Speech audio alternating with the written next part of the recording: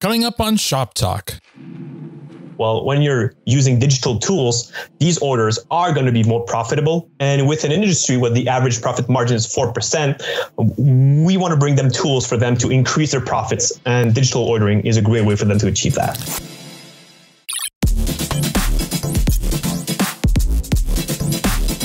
Hello, everyone. I'm Al Grego. And I'm Angel Zoe. And this is the July 2022 edition of Shop Talk with Moneris.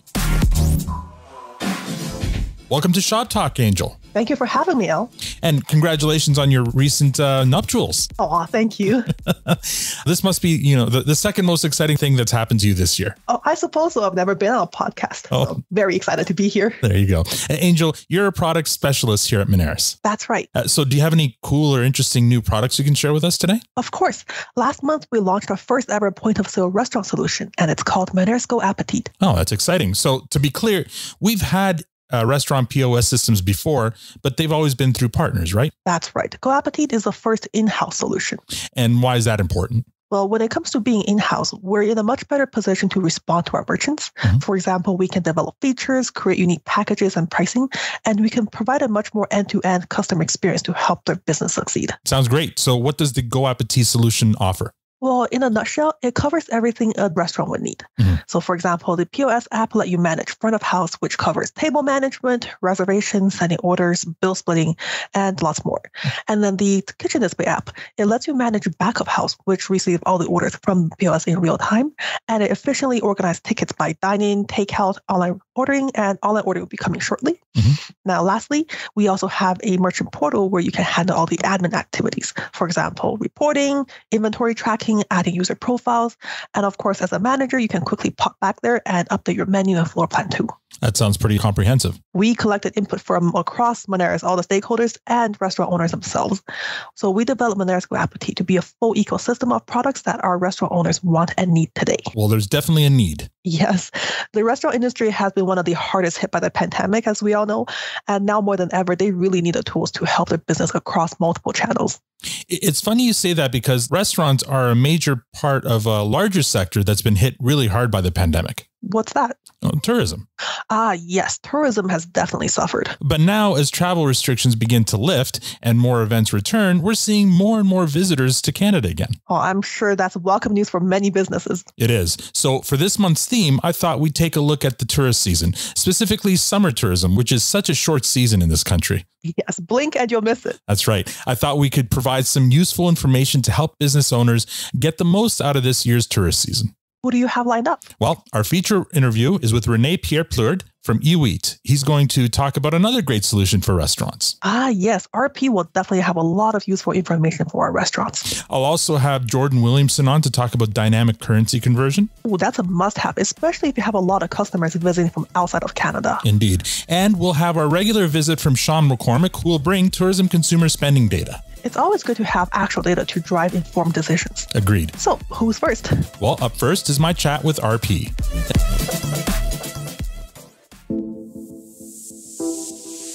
Featured interview. I'm joined by René-Pier Plourde. He's the head of UEAT University at UEAT. René, thank you so much for joining me today. Alan, it's a pleasure. Thank you for welcoming me. Let's talk about UEAT for a second. What exactly does UEAT do? So UEAT, we are a white label online ordering platform, and we serve thousands of restaurants across Canada. So we are providing an online ordering platform directly on the restaurant's website, fully customizable, fully personalized to each restaurant, their logo, their menu, their brands. Excellent. How long has UEAT been around? So we are officially in business since 2017. And last year in 2021, we were acquired by Moneris. So we're beyond excited to be joining the Moneris family. Excellent. Yes. Welcome to the team. So this month's theme for the podcast is tourist season. And obviously one of the big components of a tourist season for any city is the restaurant industry. Patios are open. It's summer. It's midsummer. Patios are open. Restaurants are thriving, especially coming out of the pandemic. I think people are itching to get out and dine out again. So let's talk about some of the struggles that these businesses have been having. How does UEAT kind of help with that? For sure. So let's talk really about the restaurant industry. As you said, with COVID made things particularly challenging. When you factor in that the average profit margin of a restaurant in Canada is around 4%. Right. And that dates all the way back to 2019. So we're already thinking that probably in 2022, we're still waiting for the official numbers. That's probably going to be a lot lower, right. Unfortunately. Restaurants have been dealing with multiple challenges, and just COVID made these even worse. I think one of the top challenge right now, obviously, is going to be with labor shortage. Right. Employees are tired, exhausted, even burned out, and it is particularly difficult to hire new employees and keep these employees on board. But as you said yourself, customers are beyond excited to finally be able to meet again, right. have a drink on the patio, and their expectations have never been higher. So you can probably tell that this is beyond challenging when you're dealing with labor shortage and high customer expectations. And that's where we come in. So we are, as we said, we provide online ordering tools. So for takeout and delivery, but we are also providing digital ordering tools on premise, such as table ordering. So it's a great way for customers to browse the menu, take a look at what's available, and they can even order from said menu and pay without waiting for any employees. They can really do it themselves if they wish to do so. Excellent. So it's kind of like, you're ordering takeout, but you're actually in the restaurant at the table waiting for and I mean, let's rewind a second here. People came back to restaurants and, in the beginning, there was a lot of patience and understanding by customers, knowing that, these restaurants have been closed for a while and they're reopening and maybe they're understaffed. Eventually that kind of patience may start wearing thin. And so this kind of tool, this kind of product sounds like it might help that situation. Couldn't agree more. And just to put things in perspective, this is the way it works. When COVID hit, obviously paper menus be gone. Restaurants were using more and more digital tools, such as a simple QR code, which is a code that you scan using your phone. And you could use that to see the menu instead of touching a menu. But what we're providing is a way for restaurants to, they could use a QR code to showcase the menu, but from the same menu, guests can order and pay, and that order will be pushed to the restaurant's kitchen, and then you just have one employee who will bring over the food to your table. It's about giving customers the choice. Yeah, it makes a lot of sense. For sure, whenever I would scan that QR code, look at the menu, I've thought more than once, man, it would have been cool if I could just order right now from my phone. So you guys are providing that. That's amazing. For restaurant workers who might look at this as a threat maybe to their jobs, what would you say to them? I think it's a preconceived idea that digital table ordering is in a way taking away jobs. And truth be told, I do understand that. But the reality is table ordering is about optimizing jobs. You still need employees to welcome guests, answer menu questions, bring the food. Yeah. But table ordering is about optimizing their jobs by removing mundane tasks. And at the same time, it's about giving the choice to the customers. Because as I said, many restaurants are already using a QR code to show the menu. Right. So if they're able to allow these customers to order, this is a great way to align with their expectations. Right. They no longer have to wait for an employee to take in their order. And when it's patio season, if you want an additional drink before you go for the theater or something, well, you can order, pay, and get it. But when I say it's about giving the choice, it's because there's some customers who prefer the old-fashioned way. Sure. They want to order the old-fashioned way. That's fine because, for many restaurants, these customers' experiences on premise are what made them extremely popular in the past, these relationships with their customers. But we need to understand that it is now about giving the choice. Right. It's really the customer will get to choose, do they want the old-fashioned way or they want a new way? And really, any business you have, customer-centric experience is first and foremost the most important thing, right? Couldn't agree more. And truth be told as well, when you're thinking of using digital ordering tools, it is proven that these orders are going to be more profitable. Because the system can use, for example, we used artificial intelligence. So artificial intelligence making smart recommendations that guests actually want to add more to their cart. And since you don't have that pressure of making a decision right away, do you want an extra dessert or do you want something? Well, when you're using digital tools, these orders are going to be more profitable. And with an industry where the average profit margin is 4%, we want to bring them tools for them to increase their profits. And digital ordering is a great way for them to achieve that. That sounds great, RP. Do you have any numbers that show this? Yeah, for sure. Restaurants using the UEAT platform, they see an increase in the average ticket size getting as high as 40%. Wow. And that is increased profitability right out of the box. So whether it's online ordering, table ordering, or on-premise ordering, the average ticket size will be higher. And this is a common occurrence. It is not an exception. That's amazing. That's an impressive number. Thank you so much, RP. If our listeners wanted to learn more about UEAT, your products and services, where could they look? For sure. So check out our website, ueat.io, or you can follow us on social media. We post quite often tips, tricks to make the techno transformation easy and profitable. And if you're already a Moneris merchant and you're interested in learning more about UEAT, you can always contact your Moneris rep for more information. Thank you so much, RP, for your time today. Thank you, Alan. It was great. Thanks.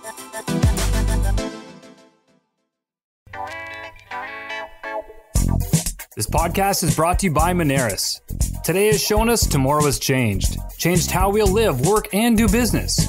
Because now we're more open to what's possible. Open to contactless payments, online bookings, curbside pickups, and more.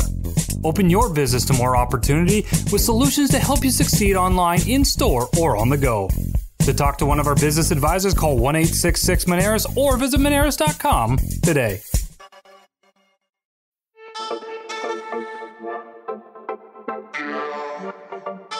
By the numbers.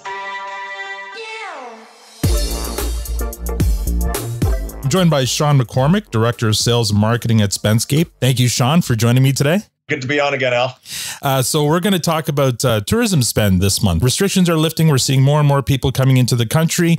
Does that show in the consumer spending data? Yeah, it does actually. There's been a lot of talk in the news about Pearson Airport, how the processes have been relaxed when it comes to COVID testing, and it's generally becoming a more consumer-friendly environment, a passenger-friendly environment. And when we look back to the beginning of the year at foreign spend data, year over year change in volume, we were trending at about 80% year over year increase for each of January, February, March, and April. So that's to say that it was basically a flat line that was consistently 80% above the levels seen 1 year ago. Sure. Then in May, we saw a jump up to 104%. Right. So it went from 80% 1 year ago up to basically double the volume of a year ago. So we were seeing more foreign spend in Canada over the course of 2022, and then a big jump in May. What sort of merchant segments are we looking at there? That would be total spend across all merchant segments. I can tell you that, hotels, for example, year over year versus May of 2021, hotels are up over 600%. Wow. Entertainment up over 500%. Restaurants, remember, talking foreign spend in Canada, restaurants are up 925%. So 9x what it was this time last year. If we combine all of the different spending categories, it's about double. It's 104% of where we were at this year as it relates to total foreign spend here in Canada. So those are significant numbers, obviously, and it good signs that the economy and especially tourism is rebounding this year. It doesn't hurt to have major events coming back. And for example, a couple of weeks ago, we had the F1 return to Montreal. What did that look like for the local economy? Yeah, that was interesting. I mean, F1 is a very, it's an international crowd. It's probably similar to the type of fan that you would see for a World Cup event. Right. We have all of these teams, international teams from all across the world, fans from all across the world. What we saw in foreign spend volume in Montreal was that 54% of the foreign spend volume on F1 weekend came from the United States, which serves to reason. Montreal, close to an American border, just generally close to the US. The hardcores make the trip up to Montreal for that race. Second on the list of the top 10 countries spending money in Montreal that weekend. Number 2 was China at 7%, which is kind of interesting when you think about all of the restrictions that are still in place in China. 7% of the foreign spend volume in Montreal came from that country, followed next by the UK at 4%. And obviously an event like that really brings in a lot of money in the local economy. Let's talk about some of those segments like bars and restaurants. it's an interesting number here when you compare bars and restaurants. So we're talking about restaurants that don't serve liquor versus bars that do. So on the foreign volume, restaurants, and we're looking at 2022 Grand Prix versus 2019 Grand Prix. So pre-pandemic Grand Prix. In 2022, foreign spend at restaurants was up 34% over 2019. Great stuff. Foreign spend at bars declined 12% over 2019. So lots to unpack there in terms of reasons, but it seems to me that those foreign tourists aren't partying the way they were in 2019, just at a really high, unscientific level. That's what would be inferred on that. Now, if you take foreign spend out of that and you look at total volume growth, 2022 Grand Prix versus 2019 Grand Prix, bars were down 24% versus 2019, and restaurants were down 6%. And that's just overall, that's domestic spend and foreign spend. So there's still a little bit of work to do to get back to 2019 levels. But what we saw was that foreign spend in restaurants at least was up. Yeah, definitely. Baby steps. Excellent. Thank you so much, Sean, for your time today. Thanks, Al.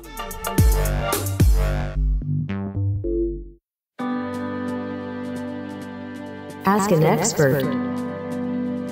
I'm joined by Jordan Williamson. He's the Director of Product Strategy and Development at Moneris. Jordan, thank you so much for taking some time for me today. Of course, I'm happy to be here. So the theme for this month's podcast is tourist season. Restrictions are lifting. Tourists are starting to be allowed into the country again. What sort of tools can you recommend that might help small business owners maximize on the tourist dollar? One of the best would be dynamic currency conversion. And that comes from a few different angles. So to briefly explain what dynamic currency conversion is, what this is when a tourist comes to a merchant's location and they use their card from their home country at a Moneris merchant, they're prompted in the middle of the transaction whether they'd like to pay in their home currency or in Canadian dollars. So, for example, if you're an American tourist and you're in Canada, it'll just say, do you want to pay in American dollars or Canadian dollars?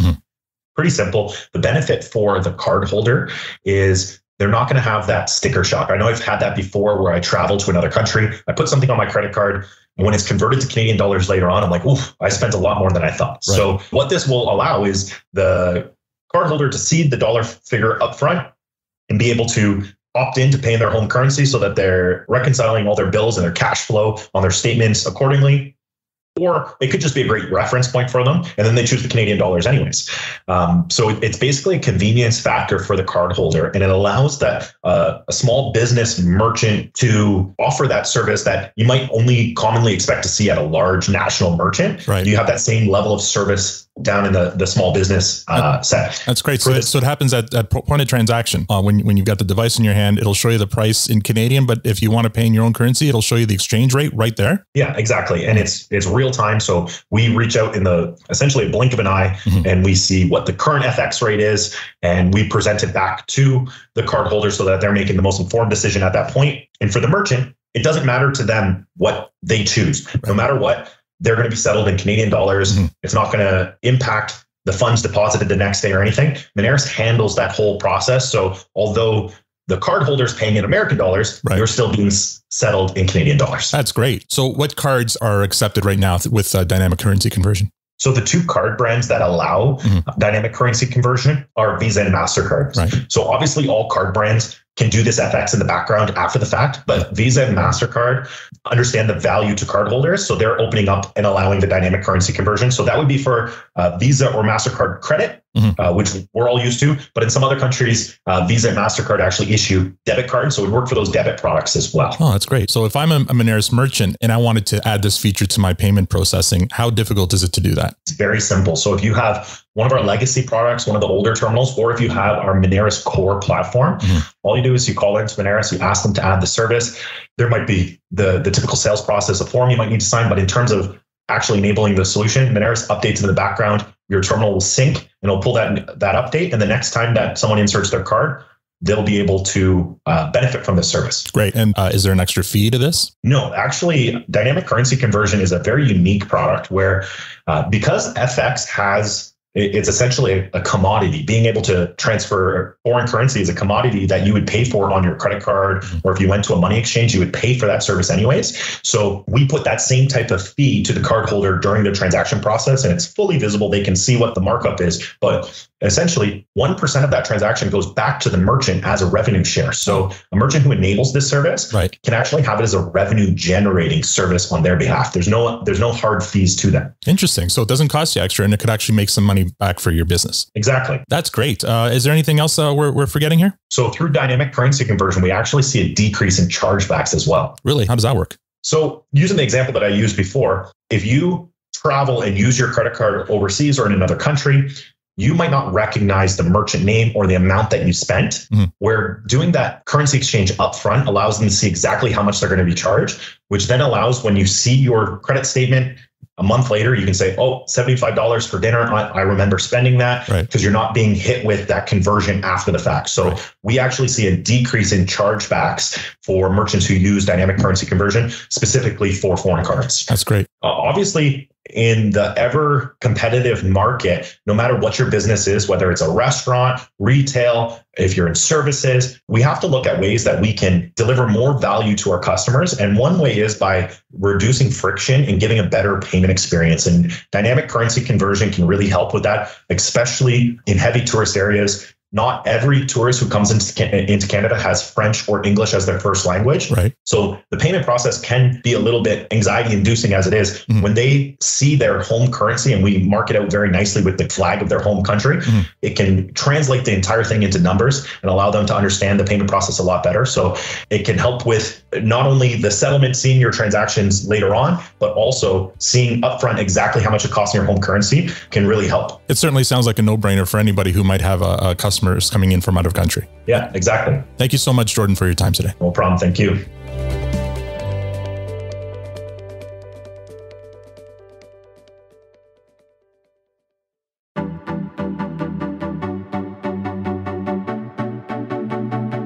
Save the day. I'm joined by Amanda Ibrahim. She's the communication specialist on our events and ESG team. Thank you for joining me today, Amanda. Thanks for having me, Al. So what do you have in store for us for July? All right, another busy month. On July 15th, Moneris will be at the Immigrant Women in Business Conference to network. This conference is all about women's empowerment, social impact, diversity, equity, and entrepreneurship. And where can people learn more about this event? You can find out more on Immigrant Women in Business's website. Very good. Well, what's next? On July 21st to the 23rd, Moneris will be at the Canadian Medical Veterinarian Association Convention at the Halifax Convention Center. Is there a link for that one? Yeah, you can come check us out at booth 202. And to register, you can check out the CVMA website. What else do you have for us, Amanda? On July 28th, Moneris is hosting the second webinar of the 3-part series this summer. Madhu Manoharan, Senior Product Manager at Moneris, will be chatting about how to prepare your business for the holidays, because it's never too early to start planning. Oh boy, we're already talking about the holidays. Yep. Where can we learn more about that? You can register at smallbusinessbc.ca. Excellent. Anything else? Yeah, I just want to call out the third cohort of the e-commerce North Accelerator applications are still open, but this is your last call to apply. Applications are closed on July 13th. Excellent. Last call for the e-commerce North. So if you want to apply now. Where can they apply? ecommercenorth.ca. Perfect. Thank you so much, Amanda. Thank you, Al.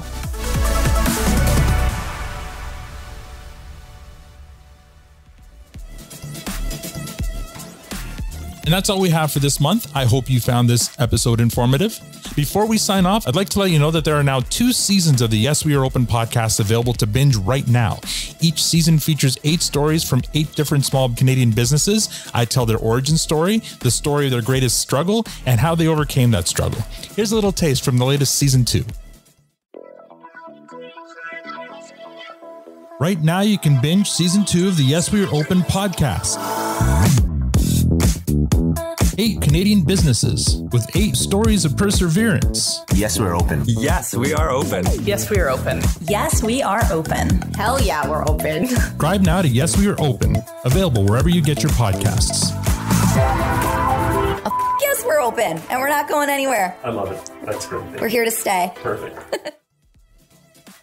If you haven't already, you can subscribe to this podcast. And yes, we are open wherever you get your podcast. And if you'd like to support this show, share this podcast with your network or review us on Spotify or Apple Podcasts. And finally, if you have any payment-related questions you'd like to submit to one of our experts, you can email us at podcast@moneris.com. Join us again next month for more expert insight and data to help you grow your business. Angel, thank you so much for co-hosting. Thank you for having me. On behalf of Angel, myself, and the rest of Moneris, thank you for listening to Shop Talk. Talk again in August.